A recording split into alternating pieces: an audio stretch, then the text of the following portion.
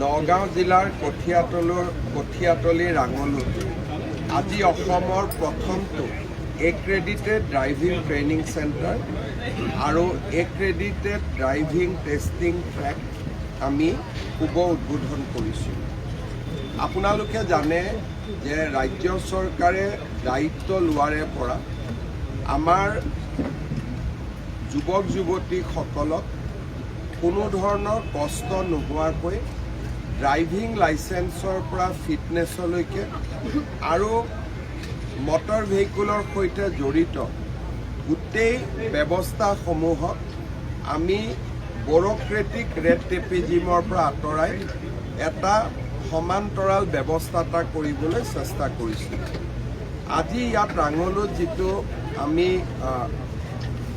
Centre আৰম্ভ কৰিছোঁ, ইয়াত আমাৰ যুৱক যুৱতীসকলে গাড়ী চলোৱাৰ প্ৰশিক্ষণ ল'ব পাৰিব আৰু গাড়ী চলোৱাৰ লগে লগে তেওঁলোকক অসমত গাড়ী চলাব, মেট্ৰত বম্বে দিল্লী আদিত গাড়ী চলাব পৰা আৰু প্ৰয়োজন সাপেক্ষে বিদেশতো গাড়ী চলাব পৰা তেখেতসকলক ইয়াত ট্ৰেইনিং দিব। ট্ৰেইনিং পোৱাৰ পিছত ইয়াত আৰু এটা বস্তু সমাহিত হৈ আছে, এক্ৰেডিটেড ড্ৰাইভিং টেষ্টিং ট্ৰেক। শিকাৰ পিছত তেওঁলোকে ইয়াত এটা টেষ্ট কৰিব আৰু টেষ্টটোৰ ৰিজাল্ট ওপৰত কেমেৰা লগোৱা আছে, তলত কেমেৰা লগোৱা আছে, কোনো মানুহে নকৰে, মেচিনে পৰীক্ষা কৰিব যে ল'ৰাজনে গাড়ী চলাব জানে। এখন ফৰ্ম ওলাব আৰু ফৰ্মখন হাতত পৰাৰ লগে লগে ড্ৰাইভিং লাইচেন্সখনো পাই যাব। তেওঁ ক'তো আৰু নতুন পৰীক্ষা দিয়াৰ প্ৰয়োজনীয়তা নাথাকিব। আমি ইয়াত যদি ড্ৰাইভিং নিশিকোঁ, আন ঘৰতো যদি ড্ৰাইভিং শিকোঁ, ইয়াত আমি আহি পৰীক্ষাটো দিব পাৰিম। প্ৰশিক্ষণ শিবিৰ আৰু পৰীক্ষণ শিবিৰ, ইয়াত দুইটা ব্যৱস্থা থাকিব। অসমত আমি বিশ্বনাথ চাৰিআলি, বৰপেটা, কামৰূপ, ডিব্ৰুগড়, দক্ষিণ শালমাৰ এই জিলাকেইখনত আমি আৰম্ভ কৰিছোঁ।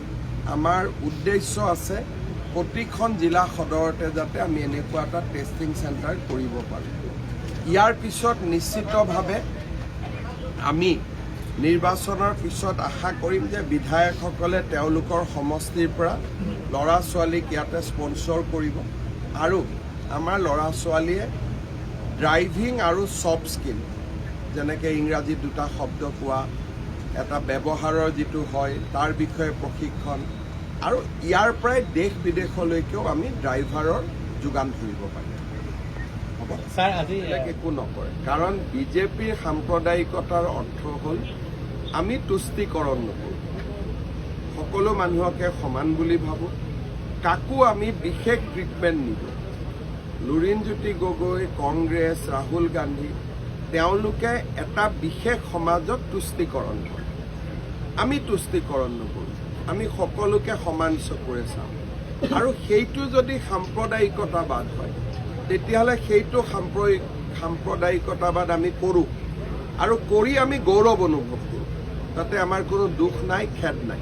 বিজেপিৰ বিৰুদ্ধে তেওঁলোকে নিৰ্বাচনত এইবাৰ বিৰোধী ঐক্যবদ্ধ হ'ব বুলি লুৰিণজ্যোতি গগৈয়ে কৈছে। সদায় হৈ থাকে, সেইটোতো সদায় হয়। লিলি হোটেলত যায়, ইয়াত চাহ খায়, ইয়াত ভাত খায়, সেইটোতো সদায় কৰি থাকে। বিৰোধী ঐক্যবদ্ধ হ'লে বিজেপি প্ৰত্যাহ্বান হ'ব পাৰে। বিজেপিৰ প্ৰত্যাহ্বান কেনেকুৱা? হাতীয়ে নিজৰ গতিৰে গৈ থাকে, হাতীয়ে ঘূৰি চাই নেকি কাষত কি হয়? বিজেপিক ৰুধিবলৈ আপোনালোকৰ প্ৰতিবাৰে হেংদাঙৰ আজি তৰোৱাল দাঙি লৈছে। ক'লো নহয়, হাতীয়ে নিজৰ গতিৰে গৈ থাকে, লাহে লাহে যায়, নিজৰ গতিৰে খোজকাঢ়ি থাকে।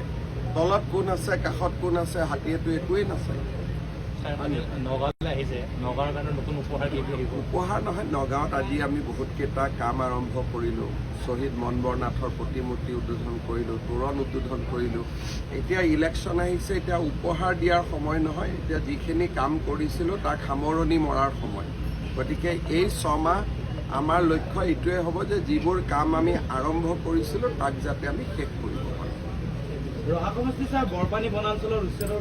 আমি নগাঁও জিলাৰ আয়ুক্তই বিভিন্ন স্থানত য'ত য'ত উচ্ছেদ প্ৰয়োজন আছে তেওঁ এটা ব্যৱস্থা লৈ আছে আৰু আপোনালোকে তেওঁৰ পৰা ডিটেইলছ গম পাব।